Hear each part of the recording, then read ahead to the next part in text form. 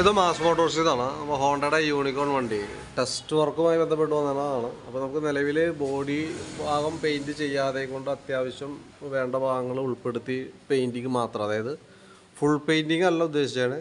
അതല്ലാതെയുള്ള painting, അത് അത്യാവശ്യം touch ചെയ്യാനുള്ള ഭാഗങ്ങൾ ടച്ച് ചെയ്തിട്ട് ചെയ്യാനാണ് പറഞ്ഞേക്കണത്.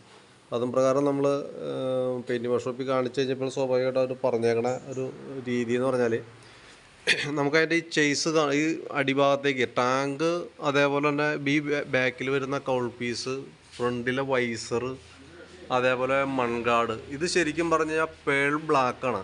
പെയിൻറ്റ് നല്ല കോസ്റ്റ്ലിയാണ്. യൂണിക്കോണിൻ്റെ പെയിൻറ്റ് എന്ന് പറയുമ്പോഴത്തേക്കും മെറ്റാലിക് പെയിൻറ്റാണ്. അതേപോലെ തന്നെ പേൾ ബ്ലാക്ക് എന്നാണ് ഇതിന് അറിയപ്പെടുക. അപ്പോൾ അത് എമൗണ്ട് കൂടുതലാണ്. അപ്പോൾ അത് ഒഴിവാക്കിയിട്ട് ഉള്ള രീതിയിൽ പറയുമ്പോഴാണ് നമുക്ക് മാക്സിമം റേറ്റ് കുറയ്ക്കാനായിട്ട് പറ്റുള്ളൂ. അപ്പോൾ അതില്ലാതെ കൊണ്ട് ബാക്കിയത്തെ പെയിൻറ്റിങ് നമ്മളിപ്പോൾ പറഞ്ഞേക്കണത്, ഒന്ന് നമുക്ക് ഈ വീലിൻ്റെ ഭാഗം വരും, ഈ വീലിൻ്റെ ഈ ഭാഗം വരും, അതേപോലെ തന്നെ ചെയ്സ് തുടങ്ങി ഈ ഭാഗം, എഞ്ചിൻ്റെ ഈ ഭാഗം, ഇതൊക്കെ അതിനകത്ത് പെയിൻറ്റിങ് ഉൾപ്പെടുത്തി ഇത്രയും ഭാഗങ്ങൾ, ബാക്ക് വീല്, ഈ സാരി ഗാർഡ് അടക്കമുള്ള പെയിൻറ്റിങ്, അതിനോടനുബന്ധിച്ച് അത് ഈ വന്നേക്കണ പാർട്സുകൾ ഒഴിച്ച് ബാക്കിയത്തെ ഭാഗങ്ങൾ പെയിൻറ്റ് ചെയ്യാവുന്ന രീതിയിലാണ് നമ്മളിപ്പോൾ പറഞ്ഞേക്കണത് കേട്ടോ. ഈ സൈലൻസറൊക്കെ അതിനകത്ത് വരും, ഈ പ്രൊട്ടക്ടർ അതിനകത്ത് വരും, ഈ ക്യാരിയറും കൂടി നമ്മൾ അതിനകത്ത് പെടുത്തിയിട്ടുണ്ട്. കാരണം അത് സാധാ ബ്ലാക്കാണ്, ഈ വന്ന കവറുകളൊക്കെയാണ് മെറ്റാലിക് ബ്ലാക്ക് വരാം. അത്രയും ഭാഗം ഉൾപ്പെടുത്തിക്കൊണ്ടുള്ള ഒരു എസ്റ്റിമേറ്റ് നമ്മൾ നോക്കിയിട്ട് പറയാം. കാരണം എന്താ വെച്ചാൽ അതിൻ്റെ ഉള്ളിൽ ഈ ഭാഗമൊക്കെ അത്യാവശ്യം ഇതുണ്ട്, തുരുമ്പ് കാര്യങ്ങളൊക്കെ ഉണ്ട്. അപ്പോൾ അടിക്കുമ്പോൾ നമുക്ക് ആ ഭാഗങ്ങളൊക്കെ ഒന്ന് ക്ലിയറായിട്ട് അടിച്ചു പോകണമായിരിക്കും നല്ലത്. അതേപോലെ തന്നെ എഞ്ചിൻ്റെ ഈ ഭാഗം വരും, ഈ ഭാഗങ്ങളൊക്കെ അതിനകത്ത് പെയിൻറ്റിങ്ങിനകത്ത് ഉൾപ്പെടുത്തും. നമുക്ക് സൈലൻസറൊക്കെ ആയാലും അതിനകത്ത് അഴിച്ചിട്ട് പെയിൻറ്റിങ് വരും.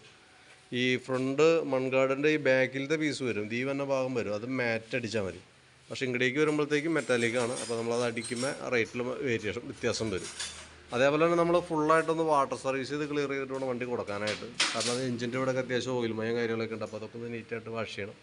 പിന്നെ അത് ഇവിടെയൊക്കെ ഈ വന്ന ഭാഗങ്ങളൊക്കെ ഒന്ന് പെയിൻറ്റ് ടച്ച് ചെയ്ത് തരും. അത് പെട്ടെന്ന് അറിയാത്ത രീതിയിൽ നമുക്കത് ചെയ്തെടുക്കാനായിട്ട് പറ്റും.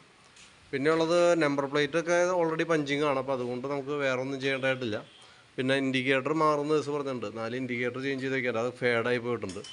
ഹെഡ് ലൈറ്റ് അസംബ്ലിയും ഓൾറെഡി ഗ്ലാസ്സൊക്കെ നല്ല രീതിയിൽ ഫേഡായിട്ടുണ്ട് കേട്ടോ. അത് നമുക്ക് ബാക്കിയത്തെ പെയിൻറ്റിങ് കഴിച്ചിട്ട് സെറ്റ് ചെയ്ത് നോക്കുമ്പോൾ എത്രത്തോളം വ്യത്യാസം, അത്യാവശ്യം നല്ല രീതിയിൽ തന്നെ ഫേഡ് ഉണ്ട്, നമുക്ക് എടുത്ത് കാണിക്കും അത്. അപ്പോൾ അതുകൊണ്ടാണ് ആ ലൈറ്റും കൂടി മാറ്റുന്നതായിരിക്കും കുറച്ചുകൂടി ബെറ്റർ. അപ്പോൾ അത്യാവശ്യം വേണ്ട ഭാഗങ്ങൾ, അപ്പോൾ ഈ പെയിൻറ്റിങ്ങും ഇൻഡിക്കേറ്റർ 4 എണ്ണം, ഹെഡ്ലൈറ്റ് ബൾബ്, ഹെഡ്ലൈറ്റ് അസംബ്ലി, അതൊക്കെ ഉൾപ്പെടുത്തി ഏകദേശം ഒരു എസ്റ്റിമേറ്റ് ചെയ്യാൻ നോക്കിയിട്ട് ഡീറ്റെയിൽസ് വാട്സപ്പിലേക്ക് ഇടാം. അതിനകത്ത് പെയിൻറ്റിങ് നമ്മൾ ഉദ്ദേശിച്ചത് ഇവിടെ നിന്ന് അങ്ങടേക്ക് മുകളിലേക്കുള്ള പെയിൻറ്റിങ് ഇല്ലാതെയുള്ള എമൗണ്ടാണ് പറഞ്ഞേക്കണത്. പിന്നെ ആ ഭാഗത്ത് അത്യാവശ്യം ടച്ച് ചെയ്യാവുന്ന ഭാഗങ്ങൾ അതിനകത്ത് ടച്ച് ചെയ്ത് കിട്ടും കേട്ടോ. കാരണം ഇതിൻ്റെ പെയിൻറ്റ് കോസ്റ്റ്ലിയാണ്, നല്ല റേറ്റ് ഉണ്ട് മെറ്റാലിക്ക്. അപ്പോൾ അതടക്കമുള്ളൊരു എസ്റ്റിമേറ്റ് നോക്കിയിട്ട് ഡീറ്റെയിൽസ് വാട്സപ്പിലേക്ക് ഇട്ടേക്കാം. അപ്പോൾ വീഡിയോ കണ്ടുകഴിയുമ്പോൾ നോക്കിയിട്ടൊന്ന് റിപ്ലൈ ഇടാം. അതനുസരിച്ചിട്ട് നമുക്ക് വണ്ടി കൈയോടെ ഇന്ന് തന്നെ വാഷിങ്ങൊക്കെ ചെയ്ത് പെയിൻറ്റിങ് വർക്ക്ഷോപ്പിലേക്ക് എത്തിക്കാനായിട്ട് പറ്റും. ഓക്കെ, അപ്പോൾ പരമാവധി നേരത്തെ നമുക്ക് ചെയ്തെടുക്കാം.